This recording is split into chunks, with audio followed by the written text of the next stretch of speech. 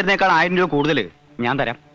എടോ, മംഗലശ്ശേരി മുറ്റത്ത് കയറി വന്ന് വസ്തു വിൽക്കുന്നു ചോദിക്കാനുള്ള ധൈര്യം നിനക്ക്? നിന്റെ വാപ്പ അന്തർവാപ്പിള ഈ പടിപ്പുരക്ക് ഇപ്പുറം കാലുകുത്തിയിട്ടില്ല. പുഴക്കരപ്പറമ്പിൽ നിന്ന് അയാളെ തേങ്ങ മോഷിച്ചപ്പം ദേ കാണുന്ന പുളിയമ്മാവിന്റെ വേല ഇവിടുത്തെ പണിക്കാരെ പിടിച്ചു കിട്ടിയിട്ട് തല്ലിയത്. നിനക്ക് ഓർമ്മയിലേക്ക് പോയി ചോദിക്കേ, ജീവനോടുണ്ടല്ലോ ഇപ്പോഴും. ഏതോ നാട്ടിൽ പോയി 4 പുത്തനുണ്ടാക്കിയതിന്റെ നഹലിപ്പ് മംഗലശ്ശേരി നീലാണ്ടനോട് കാണിക്കാ. എടാ, നിന്നെ നിന്റെ വാപ്പയെ ഒരുമിച്ച് ചുടാനുള്ളത്ര പണം നീലാണ്ട ഈ കൈ കൂടെ പറഞ്ഞിട്ടുണ്ട്. 1000 രൂപ. ഞാൻ എന്റെ വില അങ്ങ് പറയാം. എന്താ വരേ? ഒരു 6 ഉറുപ്പ്യക്കാണെങ്കിൽ ഞാൻ എടുത്തോളാം. വീരാൻകുട്ടി, അത് വല്ലാണ്ട് കുറവല്ലേ? സെന്റിനൊരു... എനിക്ക് കൂടുതലൊന്നും പറയാനില്ല. സമ്മതമാണെങ്കിൽ കച്ചവടം ഉറപ്പിക്കാം. ഫുൾ ക്യാഷ് ഇപ്പൊ തന്നെ കൈ തരും.